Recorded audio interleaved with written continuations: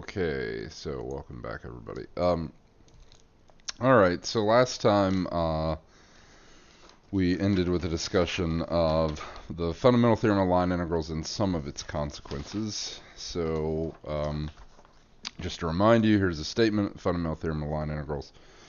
So, let C be an oriented curve with initial point x0, y0, z0, terminal point x1, y1, z1. Let F be a differentiable function on C.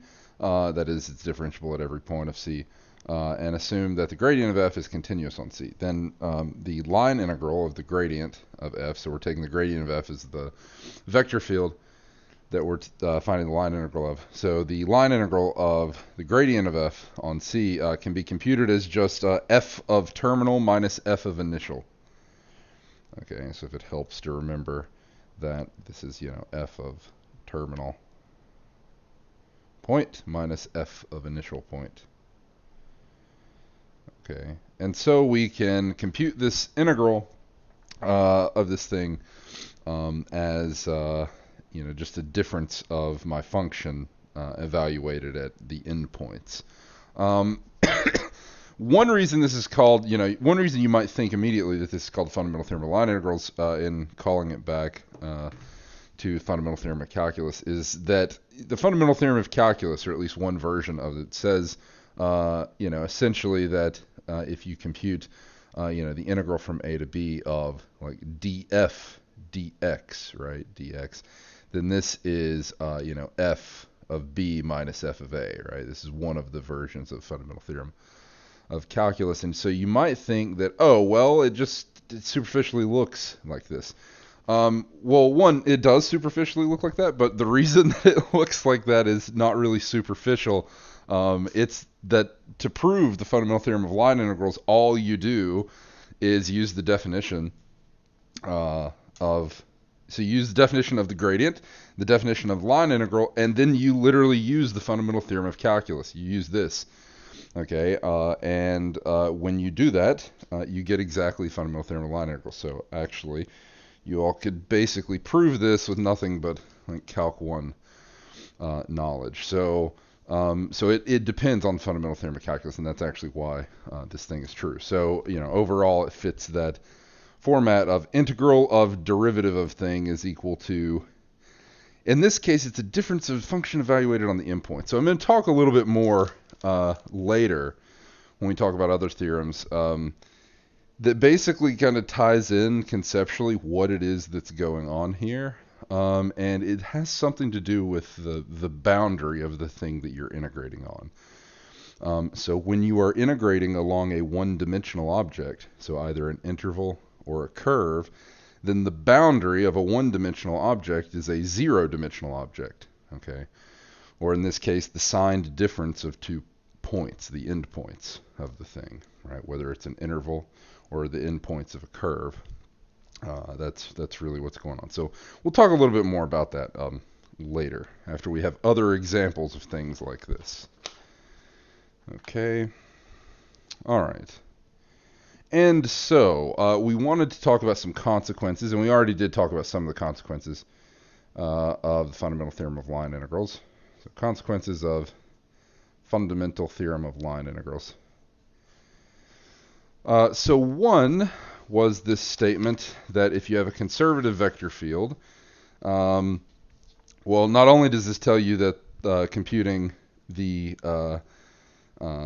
line integral of that conservative vector field along a curve is easy, you also get some particularly nice results along certain curves, right? So, for instance, if we begin, so the following are equivalent. So you might see this a lot in Math 240 if you haven't taken it yet. In linear algebra, you're going to see TFAE all the time. So the TFAE means that the following are equivalent.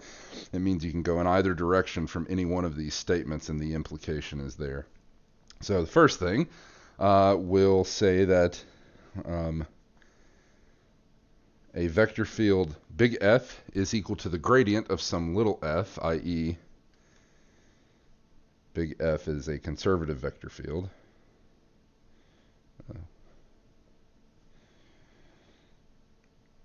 Okay, that's the following statement. So that is equivalent to the statement that this line integral, the line integral of f along C, is independent of path.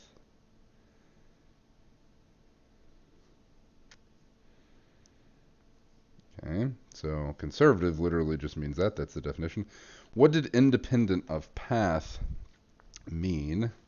So I talked about this last time. Let me bring back my sheet. So we noted that if you were dealing with a conservative vector field, because the fundamental theorem of line integral says that you can compute this as, so because it's conservative, I can compute this line integral as the line integral of the gradient, which by fundamental theorem of line integrals tells me that that is just little f of the terminal endpoint minus little f of the initial endpoint, right? So if my endpoints are a and b here, well, little f on those endpoints is unchanged by the curve that I've chosen, right?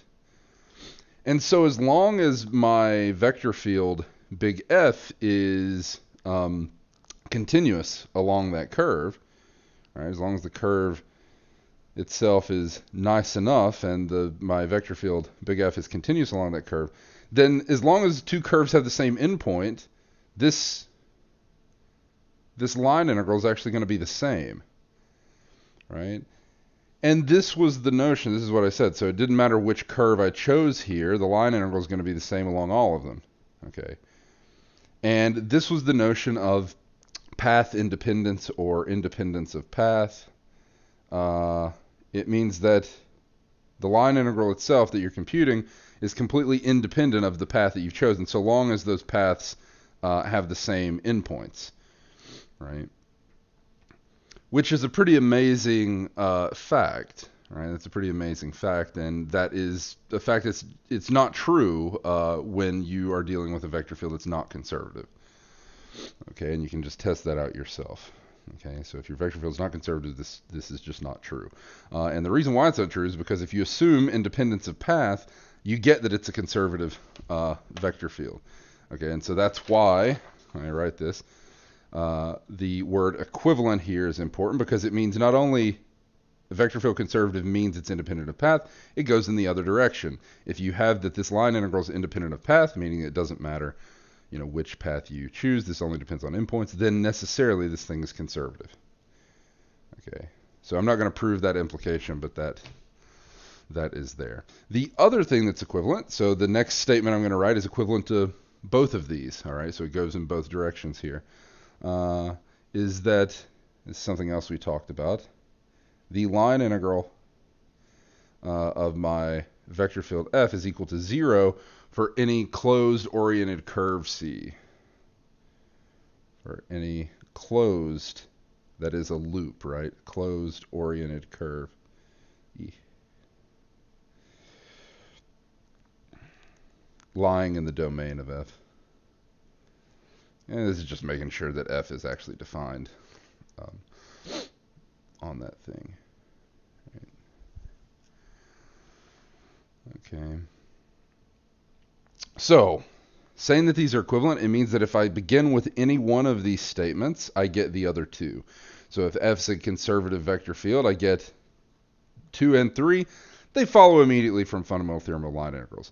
But it turns out that if I start with 2, I get 1 and 3. And if I start with 3, I get 1 and 2. Okay, and so this implication is in all directions, right? Now, there's another fact that the implication without an additional assumption is not in both directions, but one implies the following fact. This is one of the first things we did at the beginning of chapter 15, was we had a question of how do we know if a vector field is conservative, and our answer to that question was you could compute the curl, right? And the curl of a conservative vector field is the 0 vector. Okay, so this implies 4.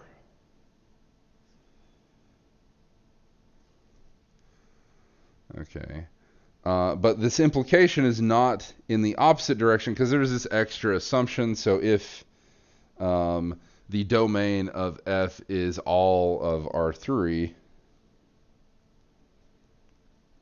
so if the domain of F is all of R3, then 4 implies 1.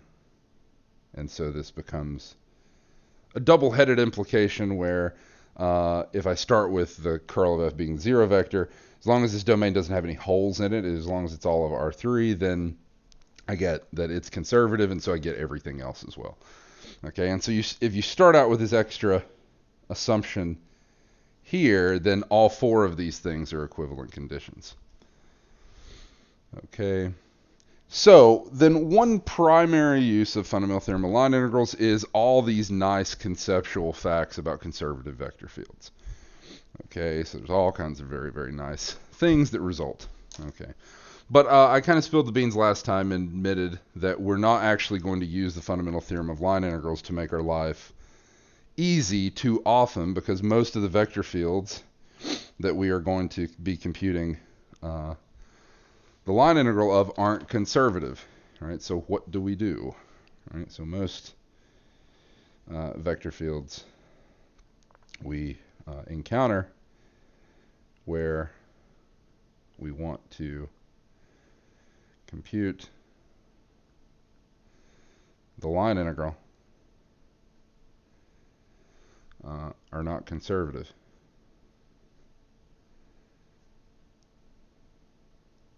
So we can't use fundamental theorem of line integrals. So what do we do? Well, there's 2 different questions here. So first question, I'll say question 1. All right, so question 1, how can I get the most mileage out of the fundamental theorem of line integrals?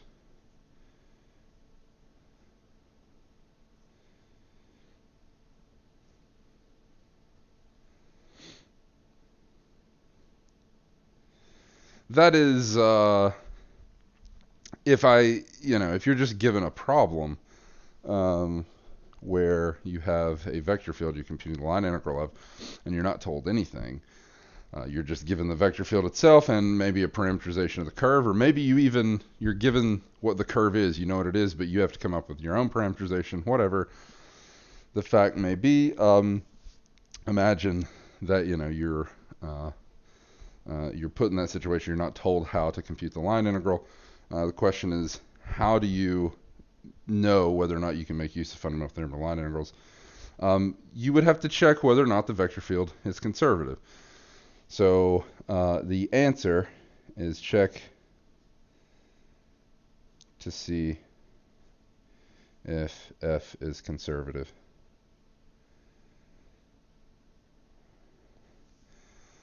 Okay, so there are some meta things you can do to do this. Of course, to actually check, you could compute the curl, okay, and see if it's a 0 vector. But some meta things to check is basically, maybe this is less true with an online course where, the exams you're taking them at a slower pace. But, one nice way of thinking about it when you're taking like a timed exam in class is you look at a line integral. It seems really, really nasty when you think about what you'd have to do if you did it by the definition of line integrals. And so you think, and you're like, well, like this line integral is so bad or so nasty, right? And sometimes this is true regardless of the setting. It seems so obviously bad, right, that you would not want to do this. And so you are like, well, like if this is going to be reasonable at all, I have to be, there's got to be some trick. And that trick, in a lot of those instances, is the fundamental theorem of line integrals. But let's say we're in that case where we can't use the fundamental theorem of line integrals, that is, F is not conservative. So let's say we're in the case where our vector field is not conservative. What do we do there? Well, there's a second question. Like, what do I do?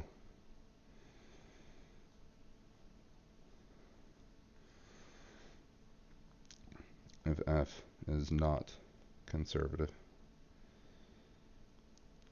And the answer is, well, there's two options, right?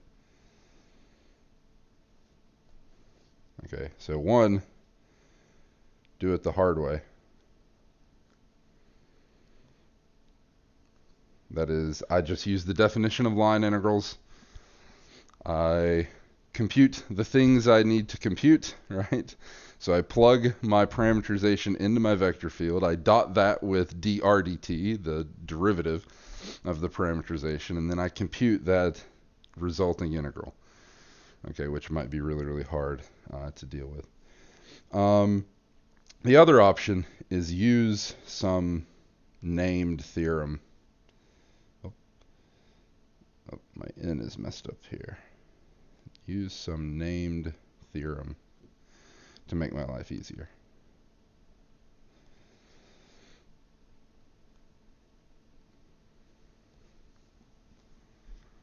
Okay. All right. These are kind of my two options. And of course, there are a couple of options that are going to branch off from this because there's a couple of named theorems that you might be able to use in this way. Okay. All right. So let's do an example of fundamental theorem of line integrals, and maybe something that might tell you that this is, what you want to use. And what's a good example? Yeah, here we go. So I actually gave this curve as an example of a bad curve that we wouldn't want to mess with. So let's use that exact same curve, and there's a very good reason why I'm picking this curve. So I want to look at this curve here. I'm going to rewrite this in a second, but this curve that I brought up before, right, when I was first talking about examples of line integrals over piecewise smooth curves or over curves that weren't necessarily as nice, right? So here we go. So as I said, this is a curve that has endpoints 1 minus 1 minus 1 half and 1 1 1 half, right? So if you just check this parameterization, the parameter lives in the window minus 1 to 1. So when t is equal to minus 1, this point that you get is 1 minus 1 minus 1 half.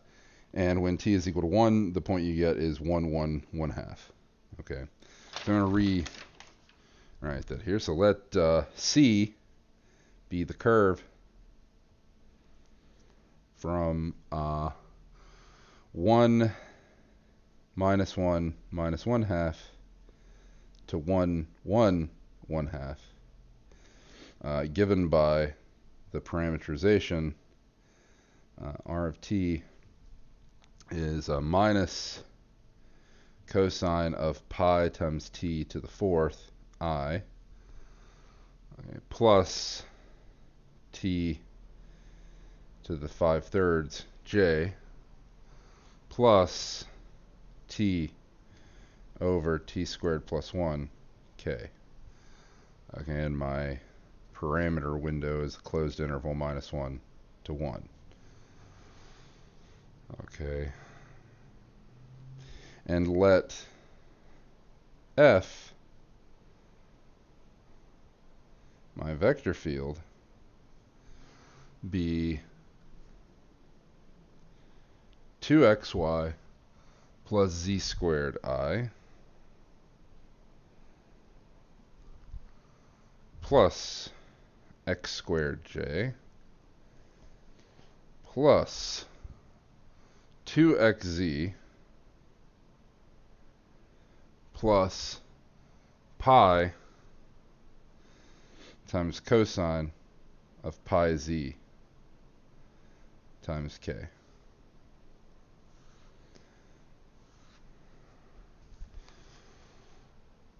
All right, and I want to find the line integral over C of that vector field F. Okay.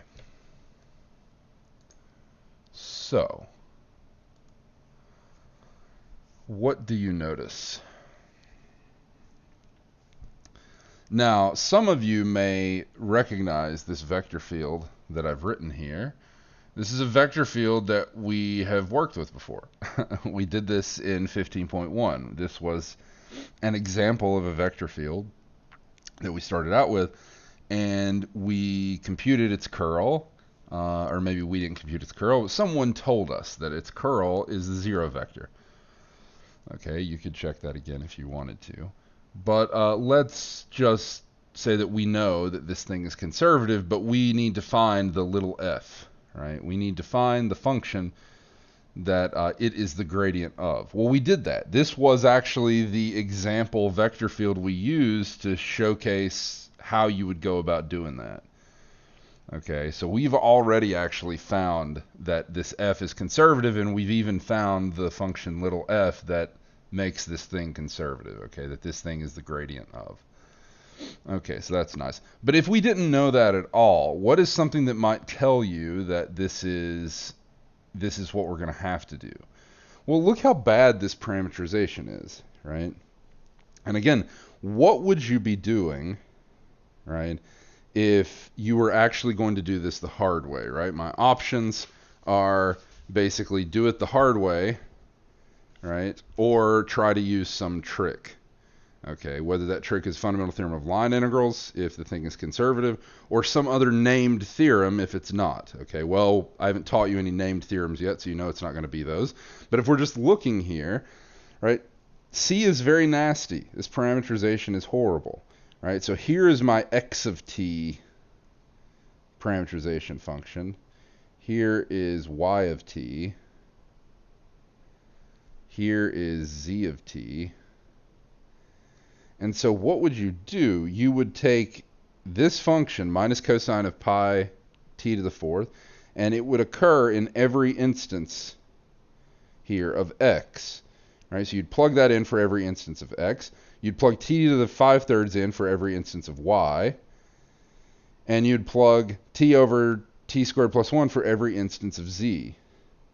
Okay, and then you would dot that with dr dt. Computing dr dt is already kind of annoying here, right? You would dot that with dr dt. You get some absolute disaster thing that you'd be trying to take the integral of. So clearly that is something you don't want to do. Now we already know,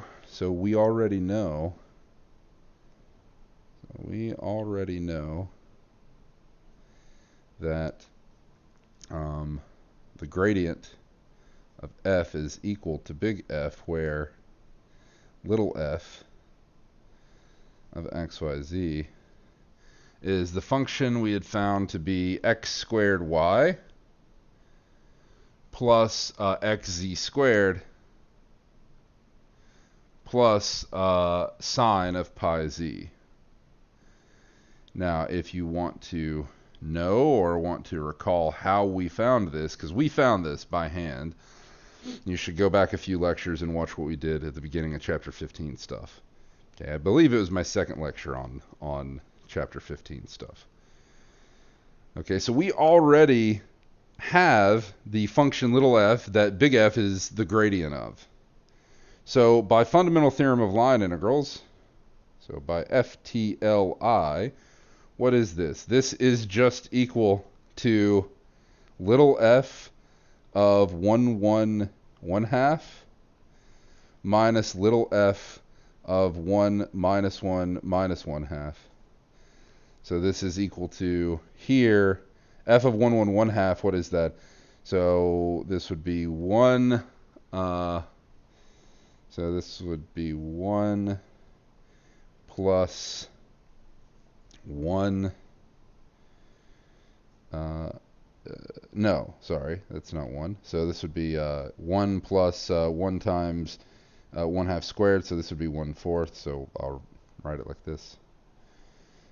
Plus sine of pi z, so that's sine of pi over 2, minus 1 minus 1, so this would be minus 1 here, plus x times z, so that's 1 times minus 1/2 squared, so that's plus 1/4, and then minus sine of pi times minus 1/2 would be minus 1. And so the 1/4 cancel, and sine pi over 2 is 1. So this is 1 plus 1 minus 1 plus minus 1. So that's 1 plus 1 plus 1 plus 1. So 4. All right. So this is a lot easier to do it this way, obviously, than writing some horrific integral that would result from this. Okay.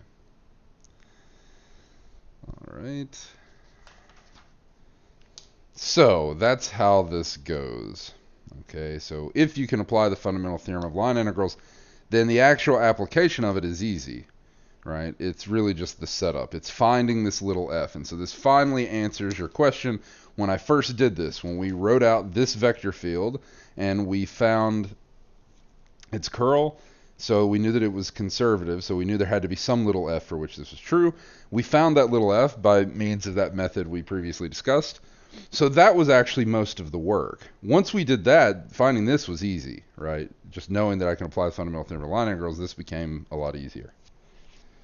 Okay, so most of the work was not in doing the integral, because I don't actually compute an integral here, right? That's done for me by the fundamental theorem of line integrals. Okay. So then going back to this, I asked a question, right? Like, what do you do? And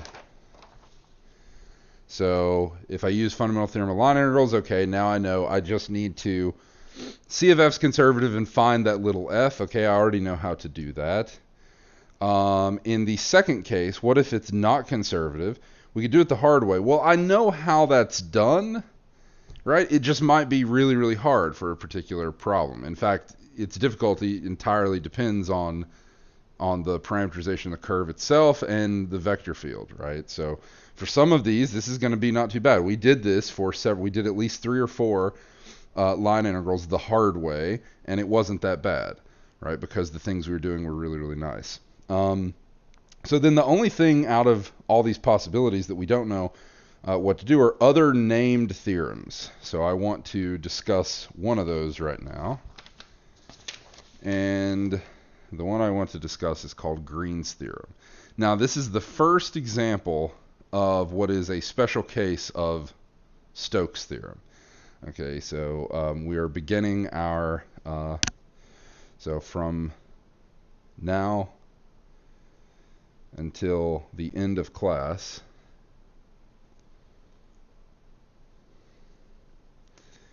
every named theorem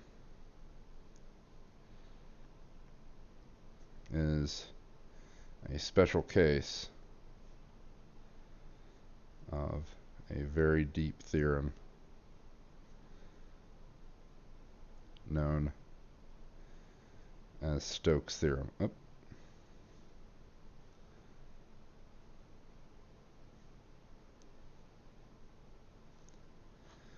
But traditionally, in the way that calculus is taught, these 3 particular special cases of Stokes' theorem are named Green's theorem, Stokes' theorem, and the divergence theorem. Okay, that's how they're named.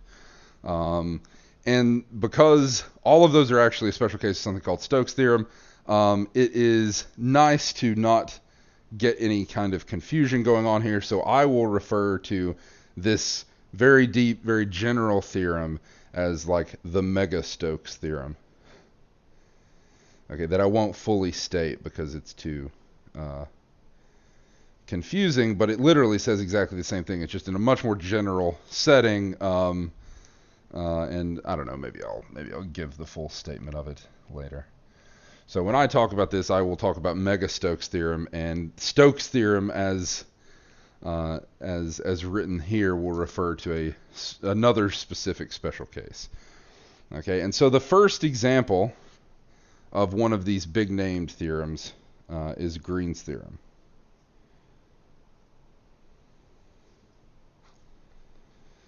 Okay. So what is Green's theorem? Well, the idea here is let R be a simple region in the xy plane.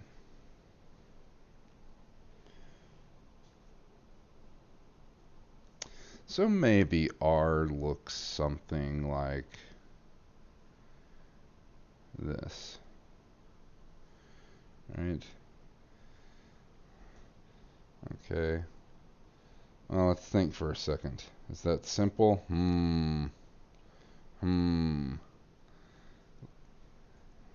Maybe this R is a little too naughty, right?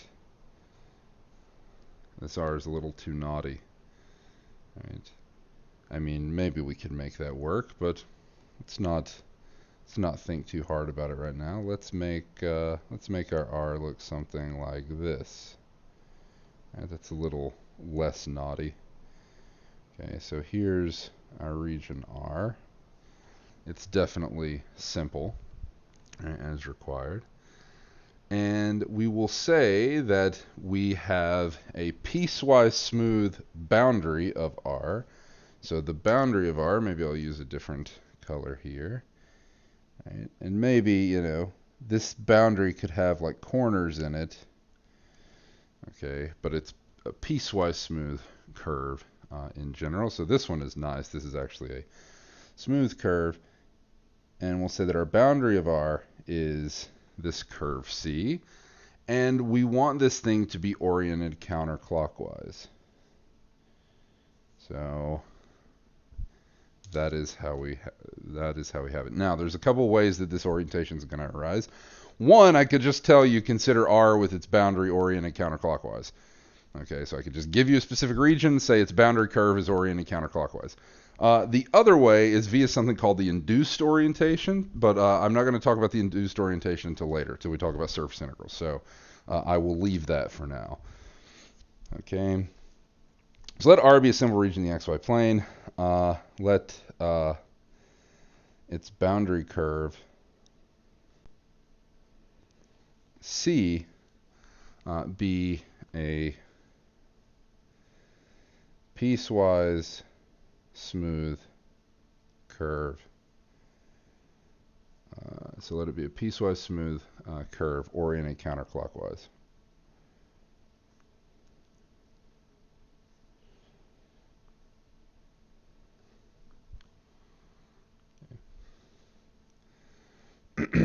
Let M and N be functions of two variables.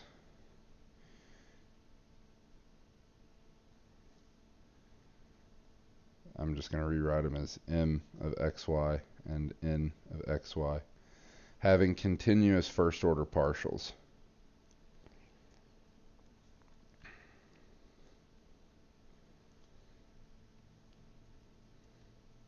On R.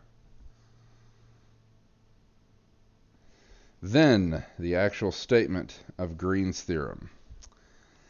If we want to compute the line integral of the two-dimensional vector field, okay, over the boundary curve C of m dx plus n dy, recall this notation for a second. So let's go back. I have it written somewhere. Oh, it's somewhere in this pile of papers. Ah, yes. Right. So we had this notation. If you had a vector field expressed in the usual way, right, a vector field in space, m in p, then an alternative way of writing this line integral notation is like this, the line integral over C of m dx plus n dy plus p dz, right? Okay, and this arose, or rather this was motivated by the fact that if we actually wrote out by definition what this line integral was, we get that it's this thing. It's m times dx dt plus n times dy dt plus p times dz dt, where x, y, and z are the parameter functions. Okay.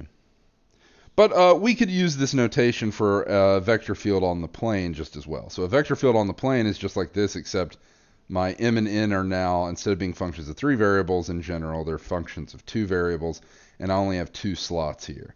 So that's what a vector field on the plane looks like. And so to use this notation on the plane, I just cover that last bit, right? So it's the same notation, right? So that's what I mean. Okay, so then line integral over C of this vector field, m dx plus n dy, is equal to the double integral over R of the x partial of n minus the y partial of m dA. This is the statement of Green's theorem.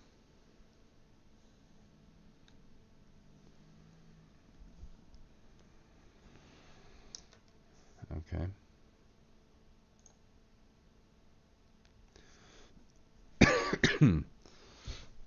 Dylan, I'll let you think about what you think that would do to the theorem if you had it oriented in the opposite direction.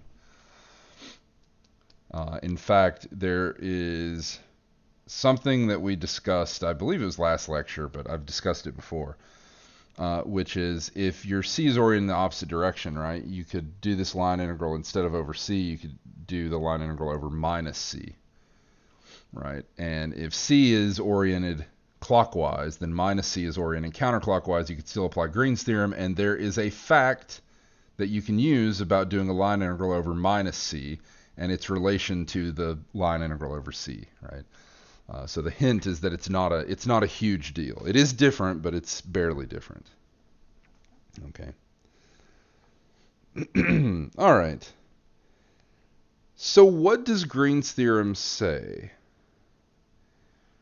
Well, this says that in a nice scenario, I can compute a line integral in the plane along a curve as a double integral.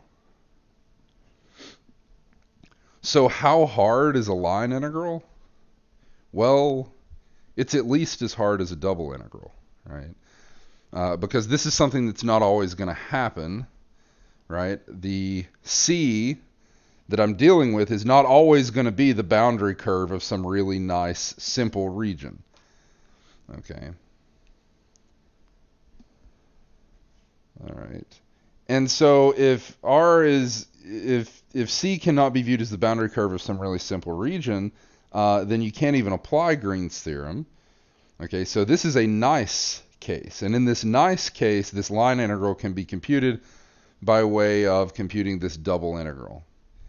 Okay, and so the double integrals you were computing in chapter 14, that is, those types of things are as easy, basically, as a line integral can be. In general, right? We're speaking generally. Of course, you could cook up a line integral that you could compute, in your head. So it's not true for literally every line integral, but this is a more general way of thinking. And so what is going to be our primary use of Green's theorem? So what is our primary use of Green's theorem?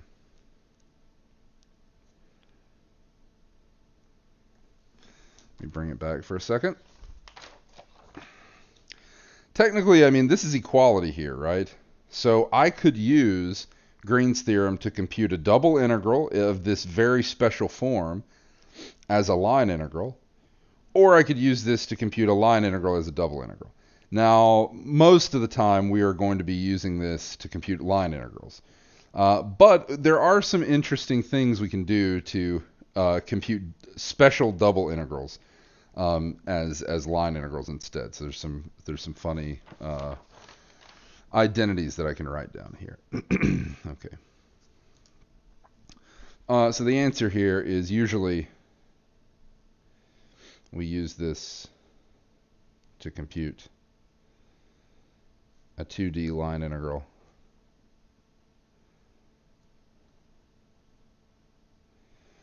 as so we use this to compute a 2D line integral as a double integral over the region R that the curve C is the boundary of. All right, so what are some examples of this? So let's do a quick example. So find the line integral over the curve C of minus x squared y dx plus x cubed dy, where C is the circle, x squared plus y squared is equal to 4 oriented counterclockwise.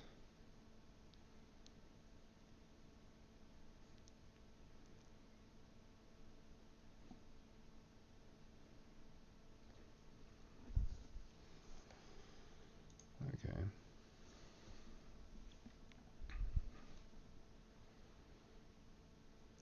Well, again, we're not actually told what method to use. We're just given the line integral to compute. So I have to think for a second, like, what do I do? I could think about whether or not I can talk about this thing being conservative, but really I don't have a good notion of the curl, right, for a 2D vector field. Actually, I do. I kind of do here, but I'm not gonna. I'm not gonna talk about it. I'll talk about it later when I talk about Stokes' theorem.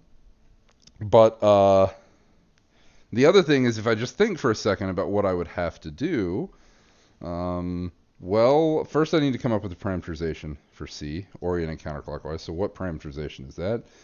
This is our usual parameterization. So this is a circle of radius 2, centered at the origin. So this is the parameterization 2 cosine t I plus 2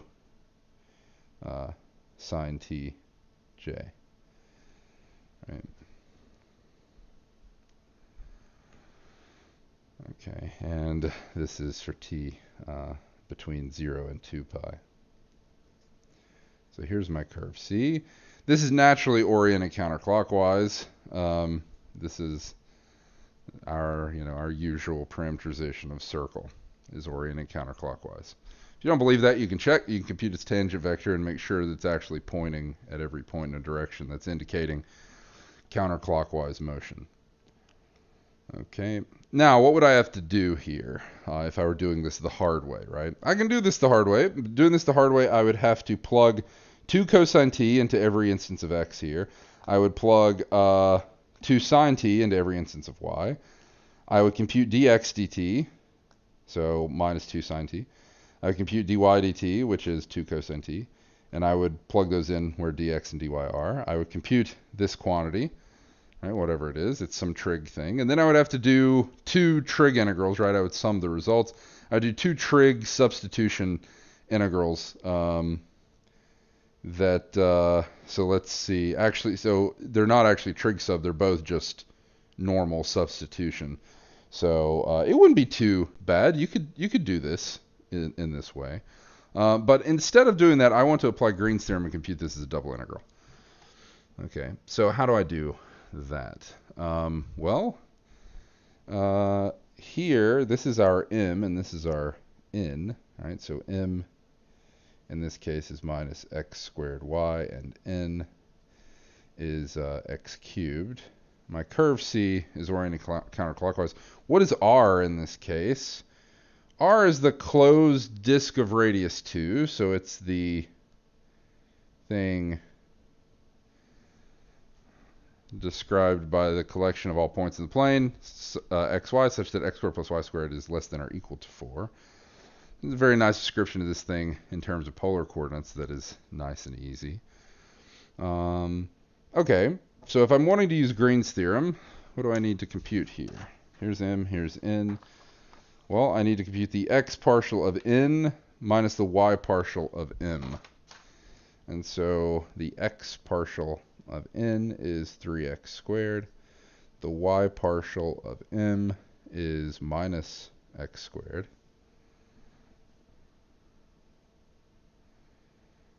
Okay. And so I'm going to use Green's theorem here. So by Green's theorem,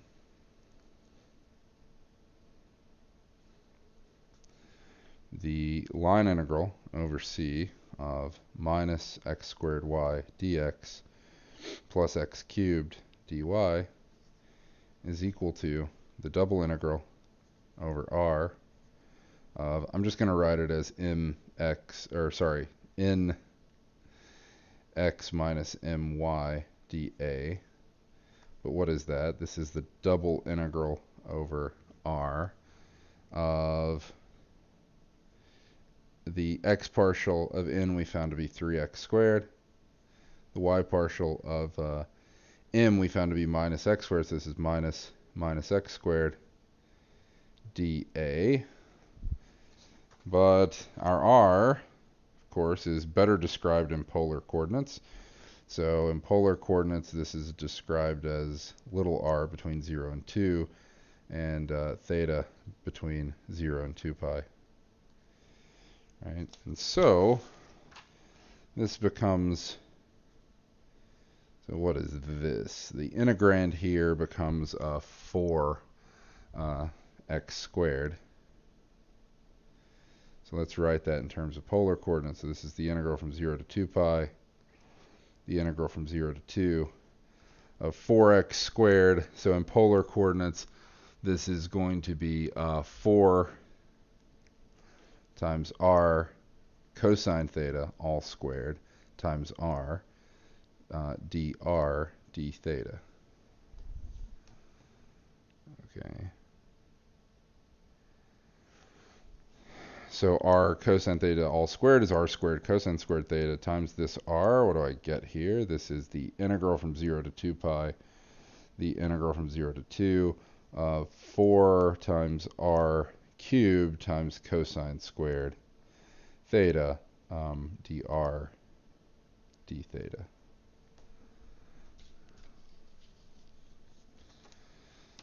Okay.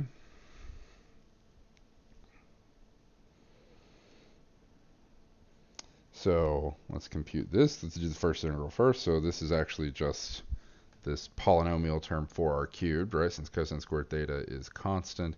So this is just r to the fourth, right? So this is the integral from 0 to 2 pi times r to the fourth cosine squared theta evaluated in r from 0 to 2 d theta. So evaluating at 0, I get 0. Evaluating at 2, I get 16. Right, and so this is 16 times the integral from 0 to 2 pi of cosine squared theta d theta. Well, this requires a power reduction integral. Okay, so, or a power reduction formula, I should say. Right. So to compute the integral of cosine squared theta, I use power reduction. So this is 1 plus cosine 2 theta over 2. So the over 2 takes care of the 16. That becomes an 8. And so this is 8 times the integral from 0 to 2 pi of 1 plus cosine of 2 theta d theta. All right. So then this is 8 times, doing this integral term by term here, this is theta plus 1/2 sine of 2 theta. And this is evaluated from 0 to 2 pi. Evaluating at 0, I get sine 0 and 0 here, so that's 0. Evaluating at 2 pi, I get sine of 4 pi, which is 0, but I get 2 pi here, and so this is 16 pi.